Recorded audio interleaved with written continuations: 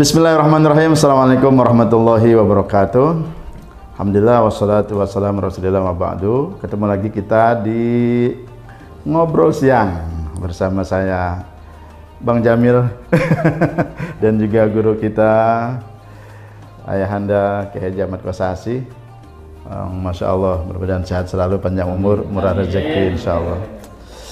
Masya Allah. Alhamdulillah, hari ini luar biasa, kita bicara hal yang sederhana, hal-hal yang dalam keseharian kita lah. Ini kita juga bersama teman-teman nih nyaksiin nih, udah kayak renang rumpi ini.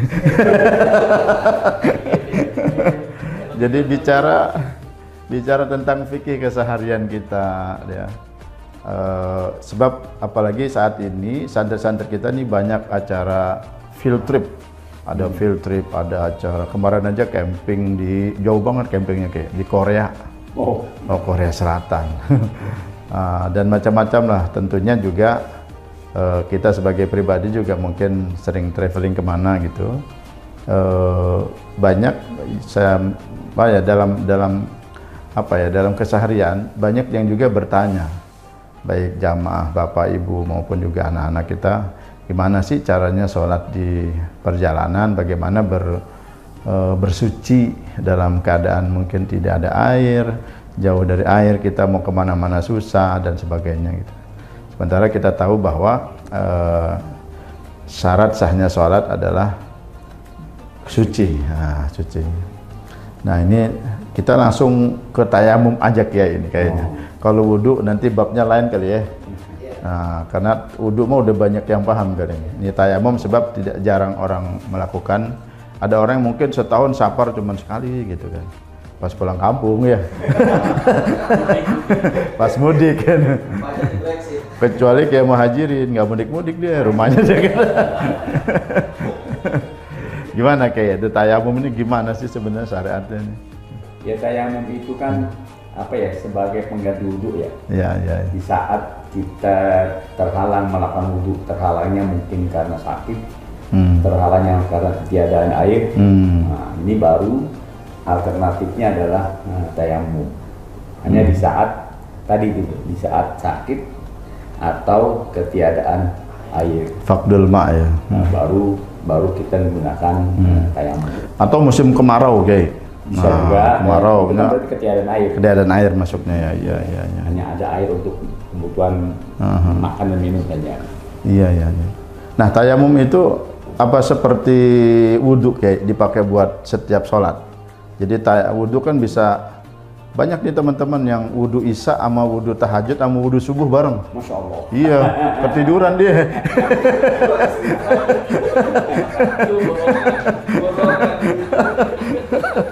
Dari maghrib bisa. Ajib ya. Ajib itu, masya Allah, itu hebat bener bisa ngejaga. Yang saya tahu Imam Syafi'i itu begitu. Di sini banyak ya, bukan Imam Syafi'i doang. Iya kan, kalau wudhu kan bisa buat semua beberapa waktu sholat selama kita tidak batal gitu kan. Kalau tayamum tuh gimana perlakuannya? Tayamum itu hanya kekuatannya satu kali sholat fardu. Oh. Kalau yang sunat bebas. Sholat sunnah bebas, bisa satu tayamum untuk berbagai macam, berbagai rakaat. Dan satu lagi, kalau wudhu kan kita boleh lakukan sebelum masuk waktu. Ya. Kalau tayamum nggak boleh sebelum masuk waktu. Harus masuk waktu. Harus setelah masuk waktu. Apa alasannya? Alasan menarik. Karena tayamum itu kan darurat. Oh iya. Belum darurat sholat ketika belum masuk waktu. Iya. Makanya masuk waktu dulu, baru Anda ya. Bahkan udah mepet-mepet mau selesai kali. Bisa juga. Zuhur udah mau asar gitu. Ntar nyanyiin kayak. Tapi tetap kekuatan tayamum hanya untuk satu sholat fardu. Oh, satu sholat fardu. Iya. Yang sunat bebas. Anggotanya kayak. Anggota tayamum itu ya hanya dua dia. Tayamum famsahu biaydikum. Usap ya, bukan basuh ya. Ya, usap. Famsahu bahasa Al-masah. Usaplah muka kalian. Yang menaik muka kan batas dumur rambut gitu kan. Wa aydikum, tangan. Tangan ini kadang kita melihat orang hanya bertayamum mengusap telapak tangan saja. Sampai pergelangan. Ada yang mempraktekkan sampai pergelangan saja. Nah, begini deh.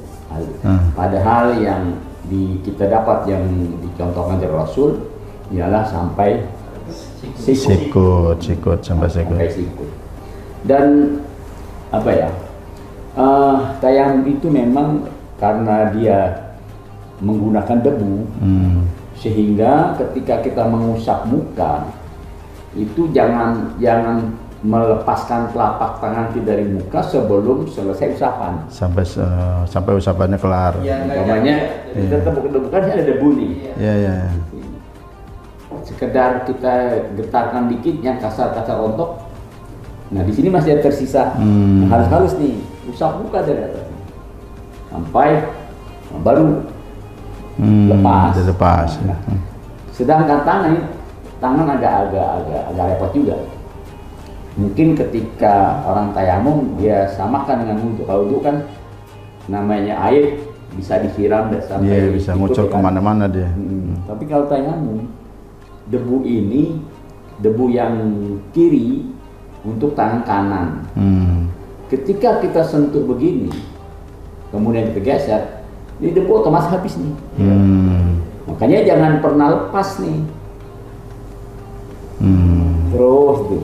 Kayaknya perlu kita buka tuh Kiai. Nanti orang prakteknya pakai baju lagi. Bukan begitu teman-teman. Bukan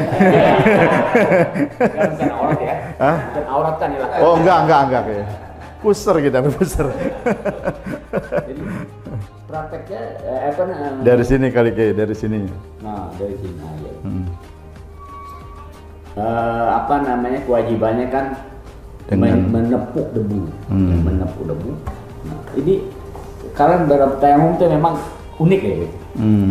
Kalau wudhu kita boleh menyiram air di muka, maksudnya menyiram air itu mau bagaimana saja airnya itu datang dari mana sih boleh. Mau dari hujan kita begini. Iya. Mau di bak kita begini. Iya. Boleh. Tapi kalau tayamum walaupun ada debu nggak boleh kita begini.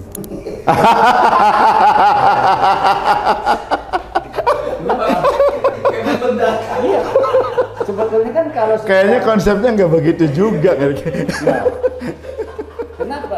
Supaya membedakan antara basuh muka dengan mengusap tayamum. Iya. Karena ada kewajiban. Kalau wudhu faghsilu wujuhakum wa aydiyakum. Kalau ini menepuk. Menepuk debu, bukan membalur debu ke muka, bukan. Iya. Jadi harus ada ininya nih. Harus ada pukulan atau tepukannya. Iya. Sekedar aja ya. Sekedar saja. Nggak pecah. Sekedar saja. Sekedar. Lalu. Nah ini tujuannya apa nih? Ini sunnah saja ini. Sunnah ya. Yang kasar rontok. Jadi yang tersisa halus-halus saja. Gurab apa?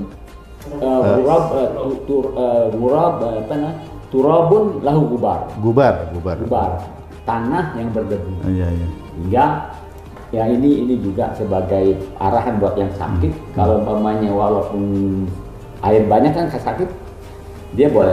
Boleh. Mungkin dia bertanya, ini musim hujan nih nggak ada debu. Gimana nyari debu? Nah, ambil saja tanah segenggam, lalu dioseng-oseng. Oh, digoreng. Dikeringin. Tapi jangan pakai bawang sama tomat.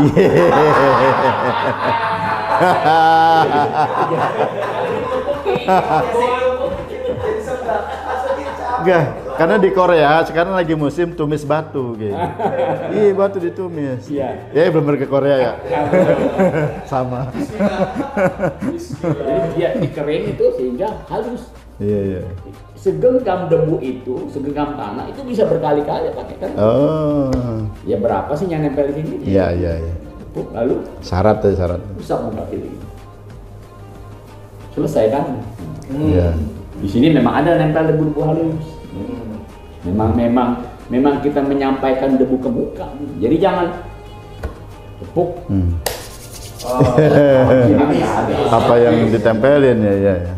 Nah, kedan yang kasar rontok baru usap muka kita. Ambil niat tentunya. Ya. Niatnya tuh gimana tuh kayak? Niatnya memang aneh ya, karena kalau wudhu itu kan menghilangkan hadas. Raf'al hadasil asghar. Tapi kalau tayamum bukan menghilangkan hadas. Listibahati sholat. Listibahati fardhi sholat. Jadi apa nah kalau kita tayamum itu nawaitu tayamum listibahati fardhi sholat. Listibahati fardhi sholat. Ingat ya. Bahasa kitanya boleh kan niat bahasa kita ya. Saya niat tayamum untuk dibolehkan. Dibolehkannya sholat. Dibolehkan fardhu sholat.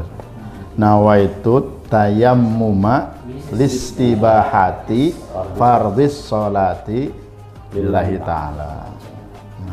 Nanti ada di sini nih. Itu muka. Tepuk lagi ya sekali lagi. Tepuk lagi sekali lagi. Nah ini tangan agak repot dikit. Kenapa kan panjang tangan. Iya. Jadi kalau kita begini, habis. Kemudian pisah, habis dah. Habis debunya. Makanya jangan pisah, nyambung gitu. Ya ini tangan kita bagi dua nih. Tangan kita bagi dua. Perutnya perut. Ya ini perut, ini telapak tangan. Ya.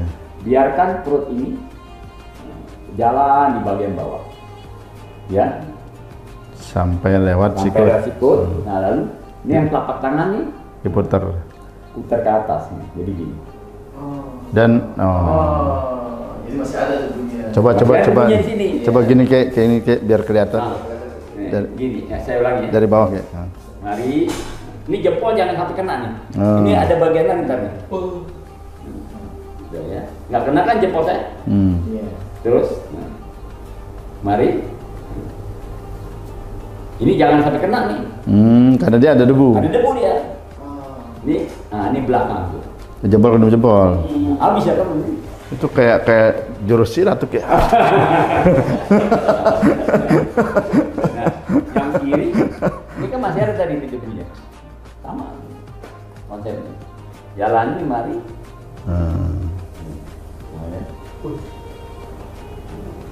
Putar gitu. Ya. Nah ini jempol sama jempol selesai. Rata sebetulnya. Jadi kalau ada orang sekedar gini-gini doang. Karena debu yang sudah menyentuh tangan itu sudah rontok kan. Sehingga sudah seolah-olah ketika dia balik lagi tangannya udah nggak ada debu ini. Udah nggak ada debu ya. Boleh aja. Cuman kan harus berkali-kali jadi mulai. Berkali-kali ya. Sekali hentakan ini untuk satu gerakan. Ya, cukup satu kali. Jadi cukup muka dengan kaki, dengan tangan.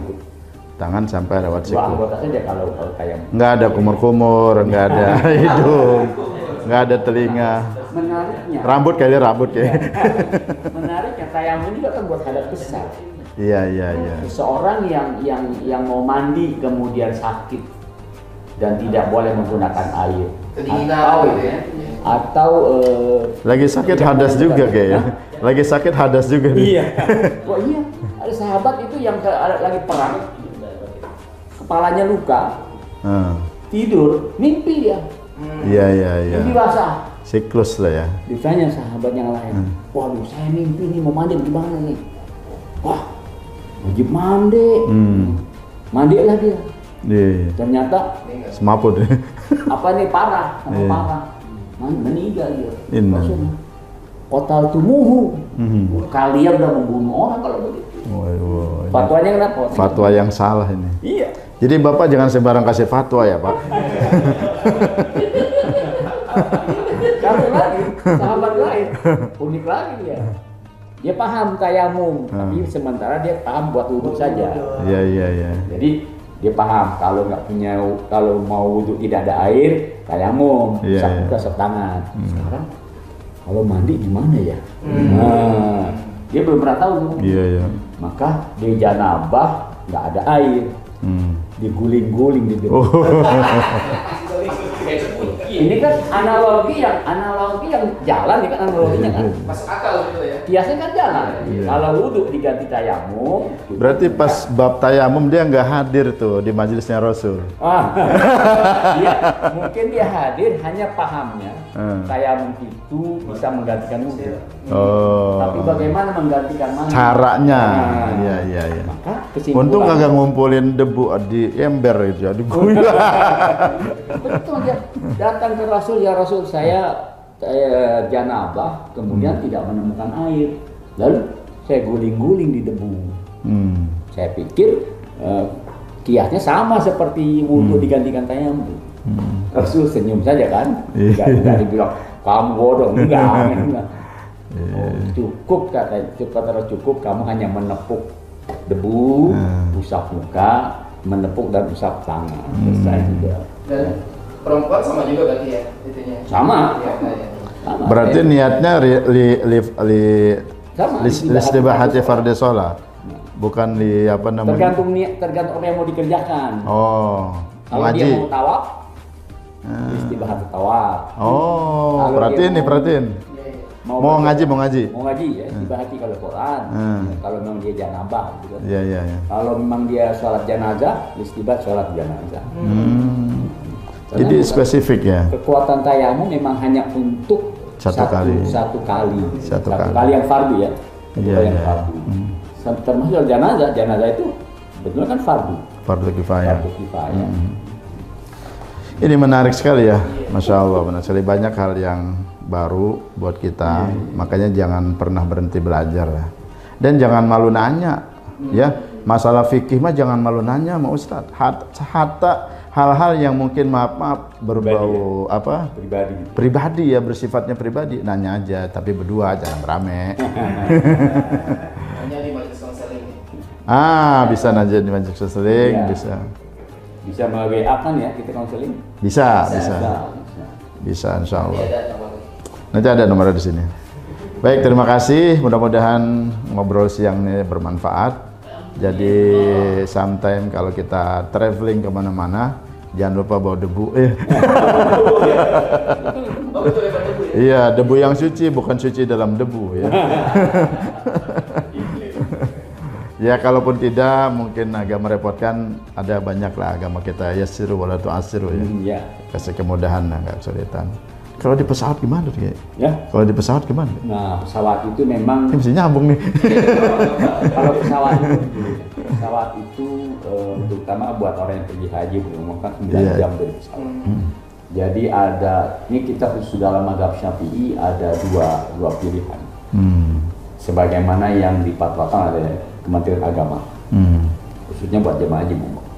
Jadi kalau umpamanya kita menemukan waktu sholat di pesawat, umpamanya subuh lah ya, subuh kan nggak bisa digandeng kemana-mana kan, dan waktunya pendek. Nah itu ada dua alternatif yang dipatwakan oleh Kementerian Agama. Pertama, kita melaksanakan sholat tapi tanpa tayamum, tanpa wudhu, tanpa bersuci. Nah ini yang dikatakan dalam ulama-ulama Syafi'i sebagai hormatul waktu. Sholat buat menghormati waktu.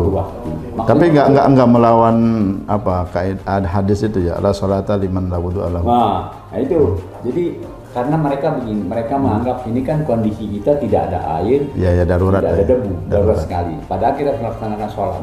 Maka menghormati waktu artinya begini, kita jangan sampai waktu sholat itu datang sementara kita nggak punya aktivitas ibadah di situ. Jadi sekedar menghormati waktu. Nah, sholatnya biasa kayak? Sholatnya biasa? Sholat biasa, tapi dalam kondisi duduk. Dalam kondisi duduk, Bisa kita kosong. Kalau memang itu sholat yang memang 4 rakaat. Nah, alasannya mereka begini. Seandainya terjadi sesuatu di pesawat, kita udah sholat. Nauzubillah. Terjadi sesuatu, kita tidak termasuk orang yang meninggalkan sholat. Oh, I see. Nanti ketika kita sudah sampai di tujuan, sholat tadi di pesawat itu kita dikodok. Nah, istilahnya antara kodokan atau i'adah, ganti atau mengulang. Nanti kalau kita memang udah sampai di rumah atau sampai tempat tujuan, ya tentunya sempurna kita laksanakan rakaatnya. Ya, dengan niatnya kodokan atau i'adah. Kodok itu yang mengganti. Apalagi kodoknya di Masjidil Haram kayak. 100.000 kali itu. Atau pengulang. Nah, yang kedua kayak? Yang kedua itu dalam kebenaran itu menggunakan dinding pesawat atau mengusap dinding pesawat. Dinding pesawat. Kalau yang bukan di pinggir gimana? Sandal kursi depan ya. Kursi depan. Mereka mungkin dalam hal ini mengacu kepada mazhab Maliki ya, atau mazhab Hanafi yang mengatakan bahwa setiap sesuatu yang melekat di bumi atau berkaitan dengan tanah itu pasti ada debu. Seperti ini tembok ini kan, dia berdiri di atas. Pesawat bagaimana pesawat? Ya, pesawat kan satu saat ya landing. Iya, walaupun pesawat punya SOP, nggak ada debu di dalam. Debu, ya. Kayaknya Iya. pesawat kotor bener ya. Kalau di, Enggak. digini, Bukan lakukan. wah ini kayak Ustadz Gumati kemarin. Iya, Cuma iya. dianggap ada debu di situ. Dianggap ya. Dianggap ada debu di situ. Kan? Tayamum lah di situ dengan yang Sama tetap ada hentakan. nggak ada karena tidak ada Tidak ada debu beneran. tidak ada debu yang memang melekat di sini. Jadi mungkin di partikel yang halus itu kali ya. Ya, ya. Kita sentuh kemudian usap muka, kemudian sentuh lagi dan usap tangan kanan dan Dengan kiri. begitu. Masya Untuk Allah. sholat. Nah, itu kalau yang begitu berarti tidak perlu mengulang karena dia kan sudah sah. Sudah sah tuh. Sudah sah sholatnya. Hanya begini ya. Kita nih dalam mazhab Syafi'i ada ihtiyat yang dalam setiap ibadat banyak ihtiyat. Dia tuh kehati-hatian. Kehati-hatian. Jadi kan begini. Kehati-hatian itu seandainya kita kan nggak tahu yang mana yang benar nih, yang mana yang pasti. Seandainya yang kedua itu benar, alhamdulillah. Ya kan cukup begini. Tapi seandainya tidak sah sholat kita karena tidak ada debu dan tidak ada air di pesawat itu, maka alangkah baiknya kita mengulang Tetap sholat lagi, qadha. tetap qadha. Tetap qadha. Seandainya udah sah di pesawat lalu kemudian kita sholat lagi ketika tiba, itu jadi sholat sunat kan, tidak sia-sia sholat. Iya, iya, iya. Ada hitungannya, artinya ada catatannya bahwa kita melaksanakan sholat. Iya, dulu tuh di Saudi Arabia Airlines itu ada musola di belakang tuh, Ki. Ya ada. Kita bisa sholat sempurna tuh berdiri, Betul. ruku, sujudnya. Tapi nggak semua pesawat. Tidak semua pesawat. Pesawat hanya pesawat besar saja. Nanti Daku Airlines insya Allah. Ya. Amin. Insya Allah. Bahkan musola semua boleh. Nggak ada kursi, nggak ada kursi, nggak ada kursinya. Lesehan kita tahlil di sana. Kalau di kendaraan darat seperti kereta ada ya, ada air pesawat. Ada. Solar ya. Bis yang agak susah kadang. Bis. Bis agak susah. Kalau bis memang berhenti lah ya. Iya. Rest area. Kalau bis itu mungkin selama ini kita nggak ada di Indonesia, alhamdulillah nggak ada keluhan ya. Pasti rest area mas. Rest area. Ada rest Berhenti area. dia waktu sholat. Nah kereta kalaupun nggak berhenti disiapkan ruangan sholat ya, ada ruangan sholat. Ada biasanya. Ini juga saya pernah tuh menemukan maksudnya air dan yang cukup gitu untuk wudhu. Nampaknya kalau dia nempel ke bumi banyak, kalau solusi air banyak. Iya, alhamdulillah demikian. Jadi alhamdulillah nanti lain waktu kita akan kupas tentang wudhu dengan air yang terbatas. Gitu. Ya. Oh. Ada air tapi terbatas. Terbatas, Itu nanti batch berikutnya. Dan menarik lagi, kalau air itu kebetulan dibutuhkan oleh hewan. Oh. Sementara kita mau wudhu. Ya duluan dia dong, dia buat hidup. Apakah ini kita kasih hewan? Mungkin hewan itu mungkin termasuk anjing. Apakah kita kasih hewan untuk minum atau kita untuk wudhu? Itu kan perlu dibicarakan juga sekarang. Ya benar-benar. Ini ya Islam, masya Allah luar biasa. Sampai detail kayak gitu ya. Ada istilah hayawan muhtaram wa hayawan ghairu hewan yang dihormati atau yang wajib dipelihara hidupnya, dan ada hewan atau makhluk Allah yang boleh dibiarkan mati. Boleh dibiarkan mati. Boleh dibiarkan mati. Kayak ular. Hah? Ada 6 itu. Ada 6 ya? Ada 6 jenis hayawan ghairu muhtaram. Ini kayaknya nggak boleh dibahas sekarang nih. Iya. Ini keren. Ini keren nih kayak ini keren ini. Keren loh. Tapi boleh disebutkan juga kan? Ya dua aja bocoran dua. Ada yang bocoran. Ya. Oke, episode selanjutnya. Seandainya nih ya, saya punya air hanya 1 botol. Saya botol Ya, mineral. botol mineral. Mineral. Aku do. Ya, apa? Saya perlu wudhu untuk sholat. Sementara di samping saya ada yang kita tahu pezina muhson, Oh. haus. Iya. Yang kalau nggak dikasih minum mati dia. Pertanyaannya, ini air kita kasih dia minum, nyelamatin nyawanya, atau Buat kita wudhu. Kira-kira gimana? Baik, kita nanti jawab Kan nyawa itu kan. Iya, ini kayaknya penasaran nih, Ki. Penasaran, nanti baik kita cut dulu karena kalau kita berlanjut kayaknya nggak cukup 24 jam. Wah, iya. Sebab kajian fikih ini luar biasa bersama guru kita Al-Faqih Al-Allamah ini, Masya Allah. Terima kasih Kiai dan teman-teman semua, bermudah ada manfaatnya. Jangan lupa ya gerakan tayamum, ya fikih tayamumnya dipelajari betul. Sekarang cara belajar itu gampang banget ya. Barangkali dengan melihat video ini atau kemudian juga nanti searching lagi di Google atau baca buku ya, kitab-kitabnya langsung kepada sumbernya. Dan terima kasih, jazakumullah khairan. Assalamualaikum warahmatullahi wabarakatuh. Waalaikumsalam warahmatullahi wabarakatuh.